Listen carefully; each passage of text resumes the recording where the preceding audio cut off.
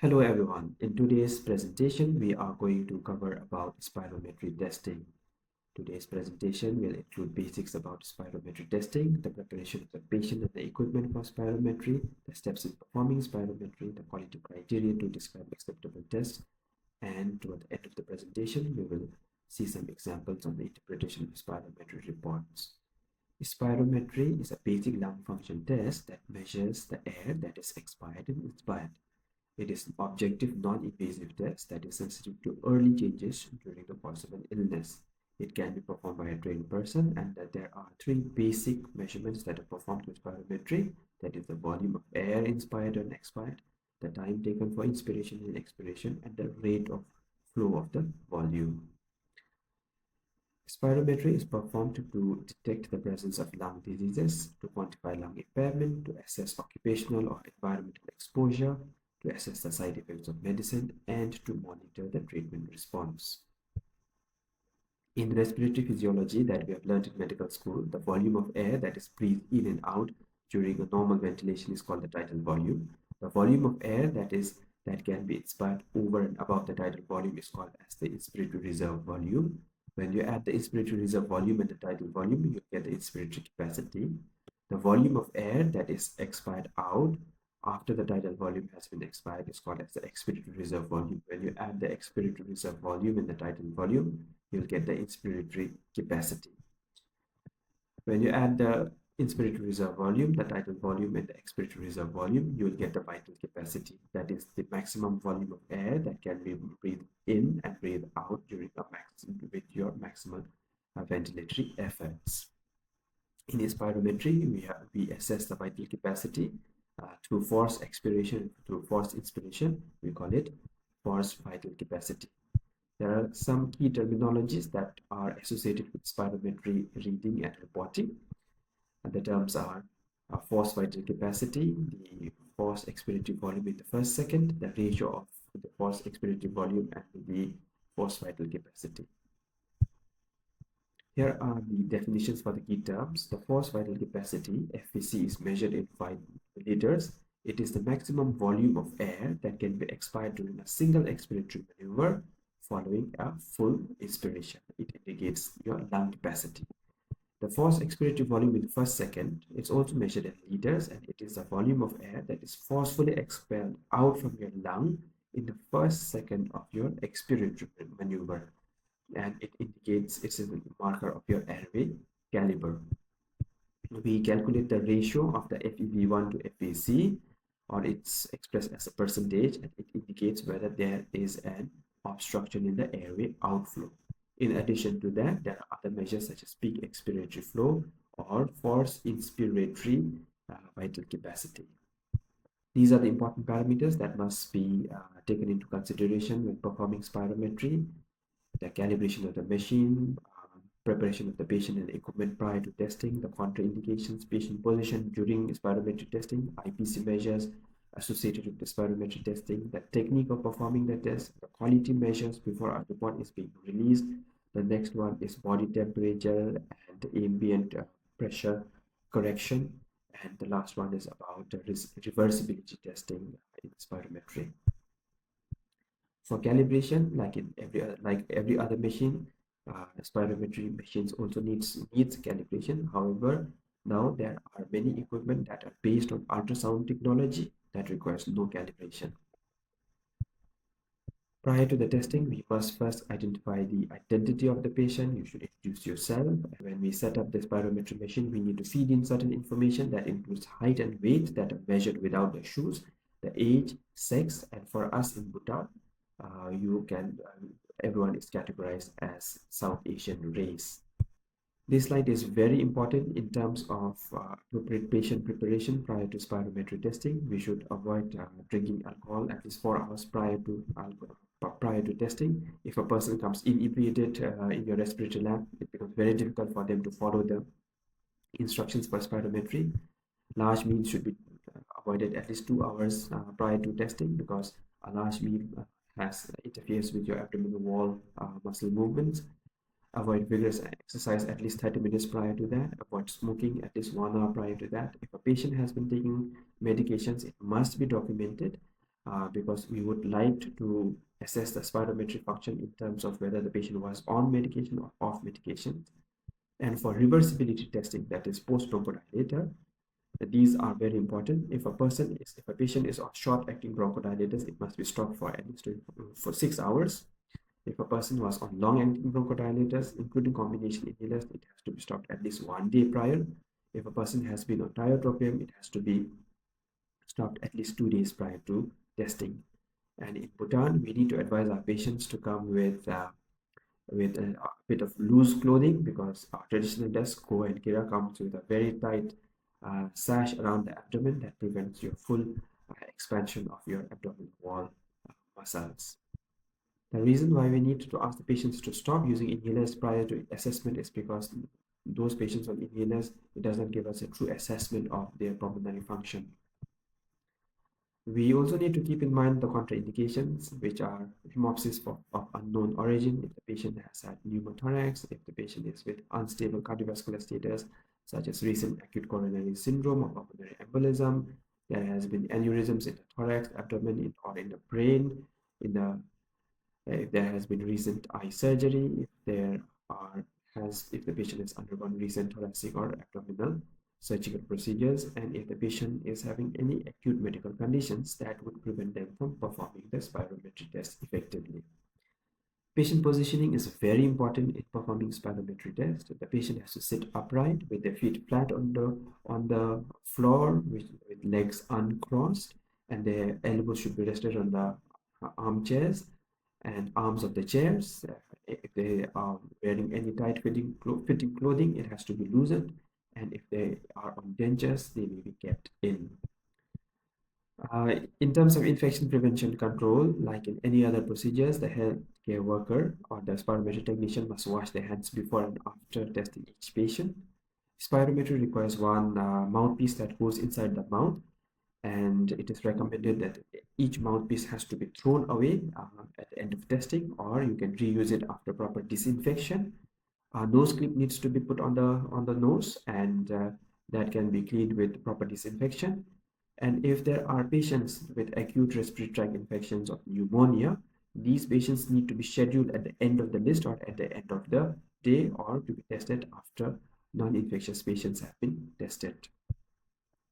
In the spirometry, the technique of performing the spirometry plays a very important role in the quality of the report generated and for the interpretation of the report.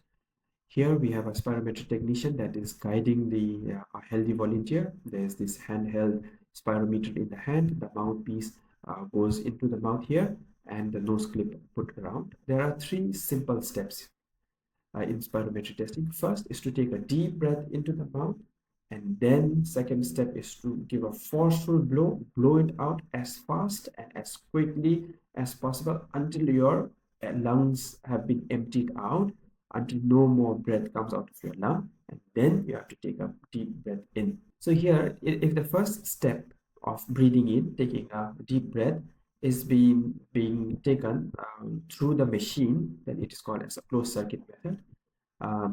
But sometimes if you want to take in other techniques, where in open circuit method, if the first breath is taken without the machine, and then you put in the mouthpiece, it is called as open circuit method.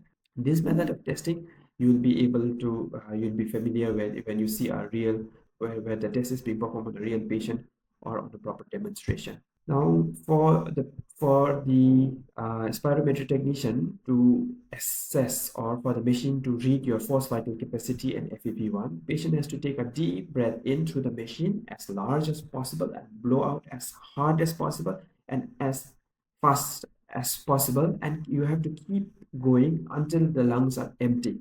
And how do you know that the lungs are empty and there are no more air coming out of your lung? That is when actually your expiration goes beyond 6 seconds in terms of time, and the machine will recognize what is called as a plateau, which means there is no air coming out of your lung. In this process, a nose clip is very essential because air can leak out from your nose. And at the end of expiration, how do you know that there's no more air? The machine will read what is called as the plateau, or machine will identify the end of forced expiration criteria, which is the airflow is less than 50 ml in for 2 seconds. And during the whole process of inspiration, expiration, and again inspiration, encouragement makes a big difference. And then the spirometry technician is encouraged to actively encourage the patient to complete all the maneuvers. For us to be able to interpret the spirometry reading, it must meet the quality standards. For that, although the patients might perform multiple cycles of spirometry testing, only 3 best readings will be reported. And for the spirometric technician or the machine to select the 3 best readings, it must meet the following criteria. First is that during the expiration, it must have an explosive start. You have to blow out as fast as possible with as much force as possible until your lungs are emptied. So it must have this in the expiratory phase, it must have this explosive start. Both the inspiration expiration has to be done with maximal effort, which means your lungs are fully inflated and fully emptied. There must not be any abrupt cessation during the maneuver. And if there are evidence of cough, if the patient is coughing during the testing, or if there are leaks during the procedure, it needs to be repeated. And at the end of expiration, which is very important, it must meet the end of test criteria, or EOFE, end of force expiration, where the airflow is limited to or less than 50 ml for at least 2 seconds. And this for the end of test criteria or end of force expiration, the spirometry machine or the desktop component of the spirometry machine will give an instruction when it detects the end of test criteria, and then you can instruct the patient to take the final inspiration in. If the forced vital capacity is less than 1 liter, then the differences between the 2 best readings has to be less than 100 ml.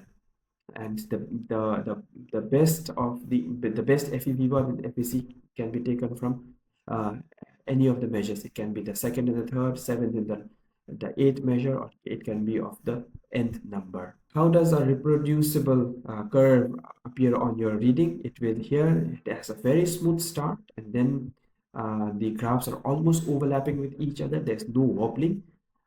And this is in the volume time curve. So this is a reproducible test. And the similar test here in the flow volume curve, where in the expiratory phase, in the ascending limb, it's overlapping, which means the test is reproducible. The patient is doing the test every time. It's being done in the same way, and it has much of overlap components. So this is a reproducible test. Sometimes when you test, patients are breathless, they are elderly, and they are unable to perform the maneuvers correctly.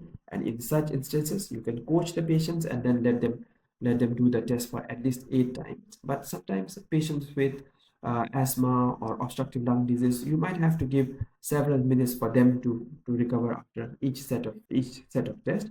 However, it is recommended that if the patient is unable to perform or deliver a good spirometry reading even after 8 maneuvers, it means that you are unlikely to get a good set of readings, and you can terminate the test. And in such circumstances, sometimes the report cannot be interpretable, so it might result in an uninterpretable report. Another parameter that needs your attention is the body temperature and ambient pressure correction. This is important because the air in the lungs is at 37 degrees and the room temperature will be at something else. And as you know that the volume of the gas that is being measured inside is different for different temperatures. So this needs to be corrected, and it's being usually done by the equipment itself. For those with obstructive lung disease, we need to perform a second set of spirometry reading called for reversibility assessment. For this, after the first set of readings have been obtained, we have to deliver 4 actuations, 4 puffs of salbutamol equivalent to 400 micrograms in total. It can be given directly via the meter dose inhaler or using a spacer device.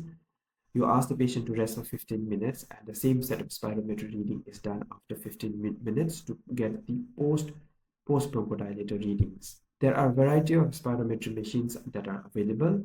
Nowadays, it is very easy to use handheld devices that have inbuilt quality measures. This is the handheld device that is available in Bhutan.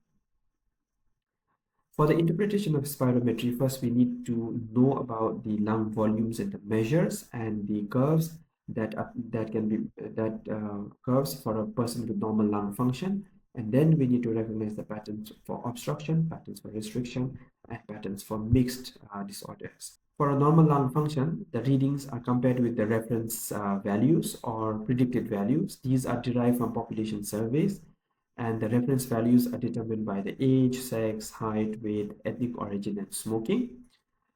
And when a machine is being used for multiple patients, it keeps on recording the values, and it will arrange all the readings in percentiles, and it will determine what is called as the lower limit of normal, which is defined at the 5th percentile of a healthy non-smoking population. In the interpretation of a spirometry reading, in addition to the lung volumes that are reported in terms of as numbers, there are two curves that we need to be familiar with. First one is the flow volume curve.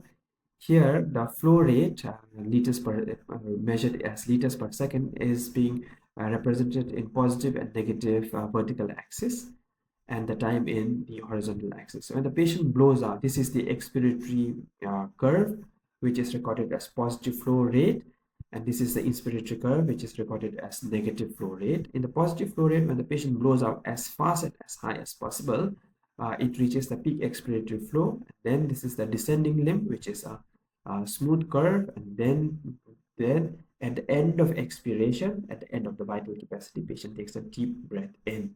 So this is the flow volume curve of a normal patient, normal person.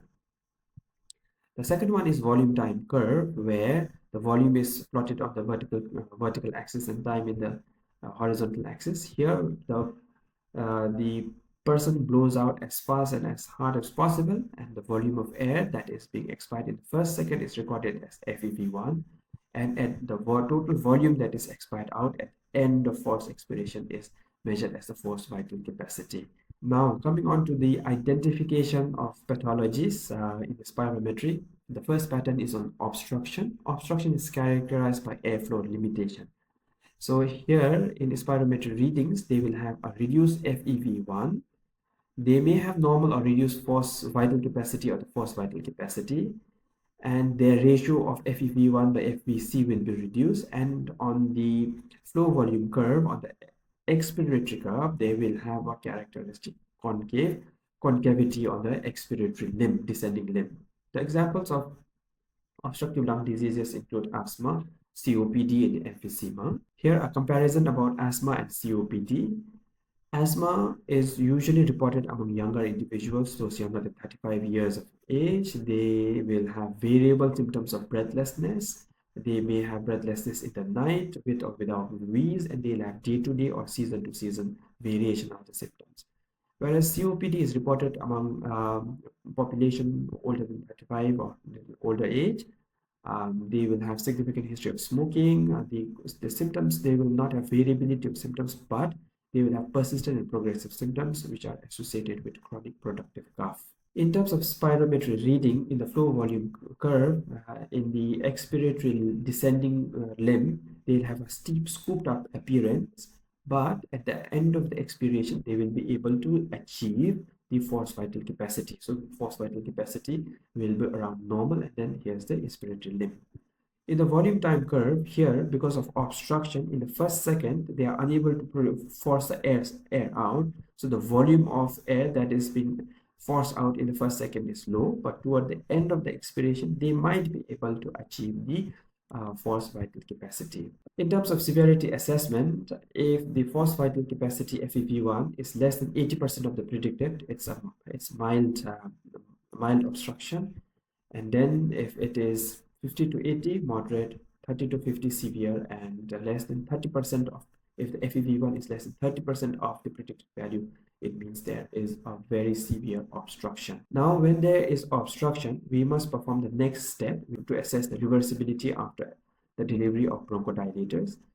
Now, based on the ATS and ERS criteria, if the FEV1 post after giving bronchodilator has increased by 12%, or if there is an absolute increase of more than 200 milliliters, then it passes the criteria to be diagnosed as asthma. Now, for example, if the absolute increase in post-bronchodilator FEV1 has increased by more than 400 ml, then it is highly characteristic of asthma. How do we assess reversibility? In terms of percentage, you will have to subtract the FEV1, the pre-bronchodilator FEV1 from post-bronchodilator FEV1, and then divide it with the baseline and multiply by 100, and you will get in terms of percentage. This has to be more than 12% to diagnose asthma.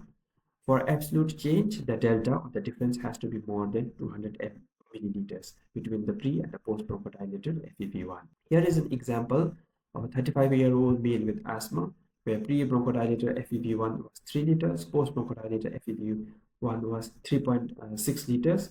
And when we assess the percentage FEV change in the FEV1 percentage, there's more than 21% increase, and the delta of the increase in terms of absolute volume is more than 600 milliliter.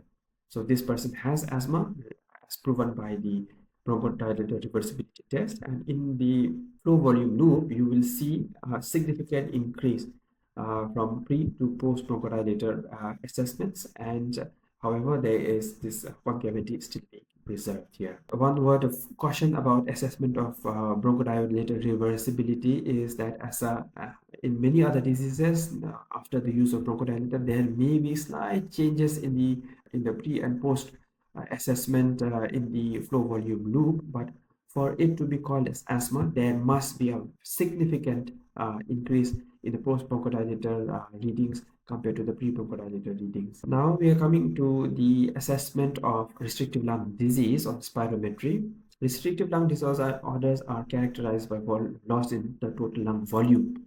So as a result, they will have reduced forced vital capacity, but they will have normal FEV1. They may have normal FEV1. So as a result, they may have normal to high FEV1 to FVC ratio. They'll have a normal looking curve, except that they are unable to meet the total volume of the forced vital capacity. Here in the flow volume loop, for a restrictive lung disease, the FEV1 looks almost normal. The descending limb is smooth, and then this is the inspiratory limb. The overall shape looks like that of a normal lung, but the only difference is that they are unable to meet the total volume of the forced vital capacity. In the volume time graph, the FEV1 looks almost normal, but at the end of expiration, they are never able to reach the forced vital capacity. So there's a reduced forced vital capacity, but FEV1 remains almost normal. Some examples of restrictive lung diseases include idiopathic pulmonary fibrosis, drug-induced pulmonary fibrosis. Such drugs include methotrexate, rituximab, amiodarone, azathioprine. Persons with obesity, deformities of the chest wall, such as kyphoscoliosis, those with neuromuscular diseases, those with pleural thickening, sarcoidosis, scleroderma, rheumatoid arthritis, systemic lupus erythematosus, will also have restrictive lung disease pattern. If a person is a heavy smoker and has fibrotic disease, they may have a mixed picture, and then in such cases, you may not be able to provide a proper lung function assessment using spirometry. To summarize the interpretation of spirometry, if the FEV1 by FVC ratio is normal, and if the forced vital capacity is normal, it is a normal spirometry reading. If the FEV1 by FVC ratio is normal, but the forced vital capacity is decreased, then there's a possible restriction here. If the FEV1 by FVC ratio is decreased, but total forced vital capacity is normal, then there is an airflow obstruction. If both FEV1 is decreased and FEV1 by FVC is also decreased, then there is a possible mixed disorder. In terms of graphical representation, in a normal person, the expiratory limb is smooth and they are able to take in good inspiration here. This is the volume time graph. In obstruction, they will have FEV1 by FVC ratio is reduced in the expiratory limb, characteristic concavity, and then this is the inspiratory limb. In the volume time graph, the forced expiratory volume FEV1 in the first second is reduced, and they may or may not be able to achieve the FVC of a normal person. In a person with restrictive pattern, the overall curve, the shape of the curve looks normal with no concavity. However, they are unable to achieve the forced vital capacity here. The FVC is reduced, And in the volume time curve, the FVC may be normal, but they are unable to achieve the FVC. In a person with mixed pattern, they will have this in the expiratory limb, which will descending limb of the expiratory curve will have this characteristic concavity, but they will not be able to achieve the forced vital capacity. FEV1 is reduced, FVC is also reduced in mixed disorders. Here we will discuss the clinical approach to spirometry interpretation. From here onwards, we will discuss the clinical approach to spirometry interpretation. From here onwards, we will discuss the clinical approach to spirometry interpretation. After a patient has undergone spirometry, the spirometry technician and the doctor on duty has to assess whether the spirometry readings meet the quality assurance criteria that were discussed earlier. If they do not meet the quality assurance criteria, the test must be repeated after all the corrective measures have been implemented. This might include teaching the patient, doing demonstrations, coaching the patient, and implementing all the corrective measures. After that, then we must assess the reproducibility criteria that was discussed earlier, and if the reproducibility criteria has been met, then we will go on to the interpretation of the report. First, we will have to assess how much is the FEV1 and how much is FVC, and then we will have to see the FEV1 by FVC ratio.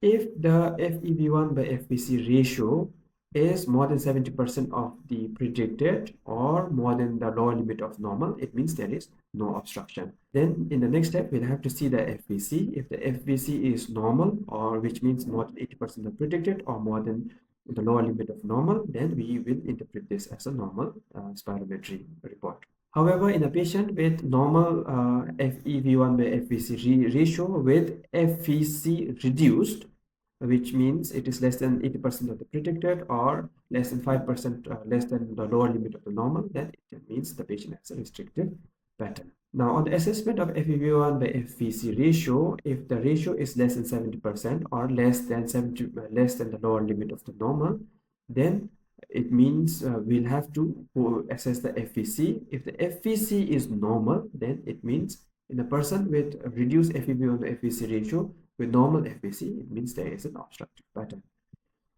In a patient with FEV1 by FVC ratio reduced and FVC also reduced, it means they have a mixed pattern. For our colleagues in Bhutan, when you order spirometry in EPIS, it can be ordered under services, and there are three options: one for pre-bronchodilator assessment, one for post-bronchodilator assessment. And because our machine provides combined report, you can just order it as spirometry PFT here. Here are some examples of spirometry readings from our hospital. The report comes out like this, where you have the pre-bronchodilator readings, the post-bronchodilator readings. The actual measures are given here. The flow volume loop is here, and the volume time curve is also given here. Now, when you look at the FEV1 and FVC, first we must look at the value and whether these values are more than or above the lower limit of the normal. This person has FVC 2.7, which is more than the lower limit of normal, FEV1 more than the lower limit of normal, and FEV1 by FVC ratio is 0.8. In the post-bronchodilator stage, FEV1 and FVC has the slight improvement, and then the ratio of FEV1 by FVC ratio has remained same. So here, when you're looking at the curve here in the expiratory limb, the curves are overlapping on each other. There's a very good inspiratory limb. Although there is one reading where this might have been the first few readings where the patient was giving the trial.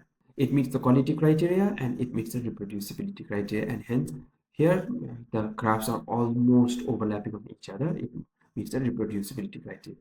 So overall, in terms of interpretation, first you must check the identity of the patient, assess the quality, assess the volumes, and then see if the ratio is less than the lower limit of the normal, no.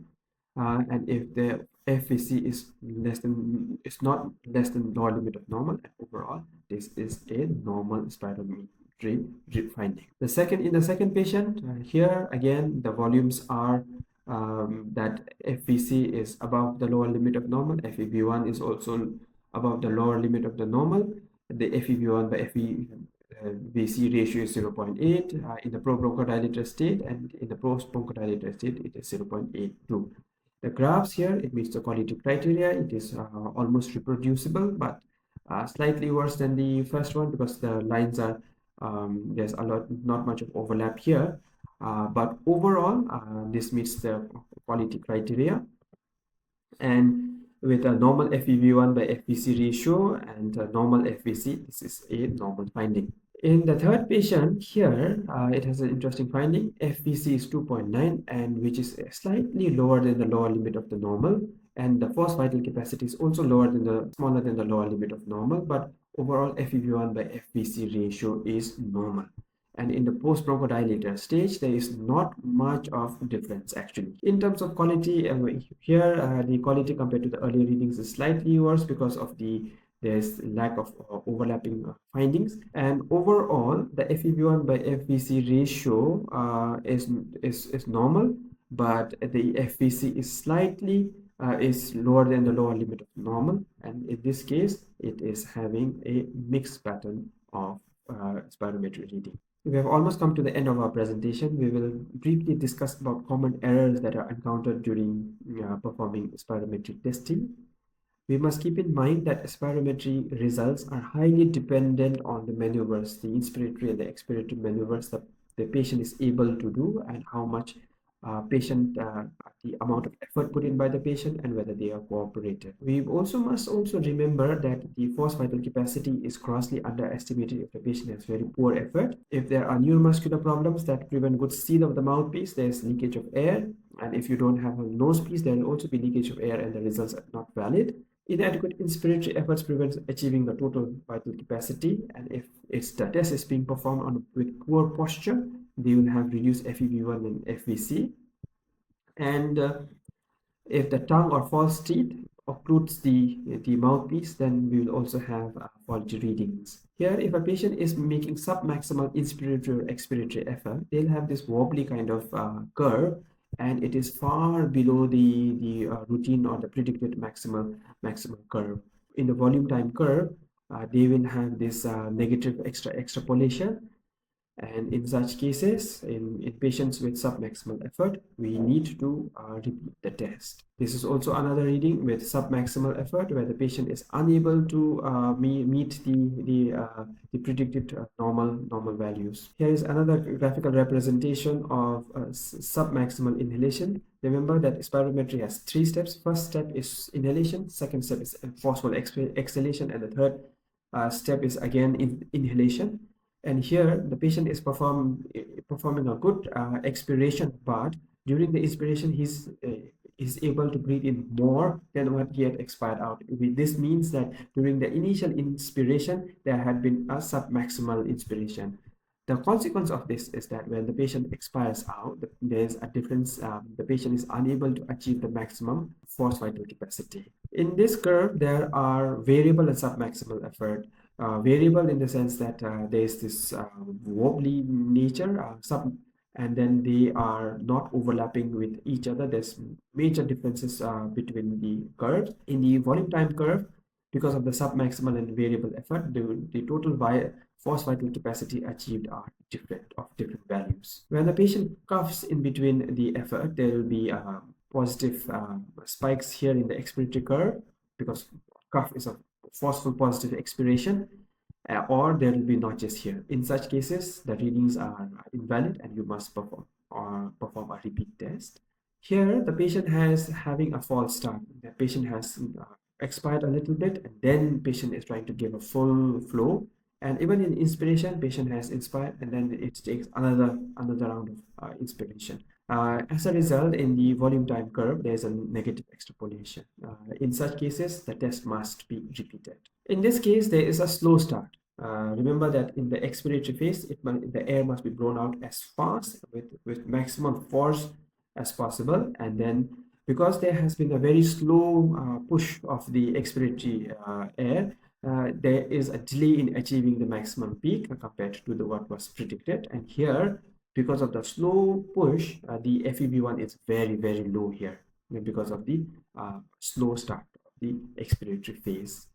Here's again another curve showing the same, with where there is poor expiratory slow start, and the FEV1 is very much reduced. If the patient has poor start, which means that patient is expiring, but then again it is also of less forceful expiration, there is delay in achieving the peak, and there's a deviation from the what was predicted, and in the flow volume curve there is a negative deflection. So in such cases, the test, you should coach the patient to do it properly. You should encourage them and then make them feel more confident in performing the maneuvers, and then repeat the test. Here, in the expiratory case, there has been a sudden stoppage of expiration, where there is a cliff-like drop in the expiratory limb. Then there's a deep inspiration, so there is a sudden glottic closure.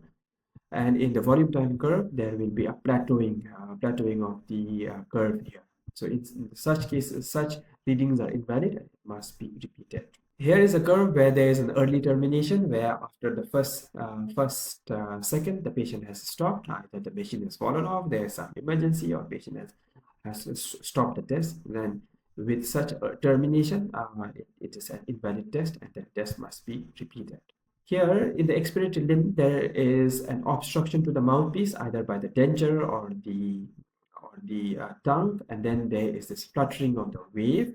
And here you can see this wavy curvy nature of the nature on the volume time curve. In such, test results are invalid and it needs to be repeated after corrective measures have been implemented. Patients might take extra breaths at the end of the expiration, and in such cases there will be extra peaks, and in the volume time curve there will be a step ladder pattern. So for each breath there will be one step ladder. Here there are two steps, and in here there are two steps, and in such cases these are invalid tests, and these the spirometry needs to be done again. In summary, we must ensure that the patient preparation and the preparation of equipment are optimal before performing the test. We should coach the patient. We should provide them adequate instruction, and we should give them a number of attempts before recording their best values. We should assess the quality criteria, the reproducibility criteria before termination of the test, or before we consider it as a completion of the test. For the report interpretation, it is based on a very simple algorithm, and overall, the use of spirometry improves the diagnostic certainty of our respiratory diseases, and it improves the quality of care. With this, I hope that this session has been useful to orient our technicians and medical officers in performing an interpretation of spirometry, and I wish you all the best. Thank you very much.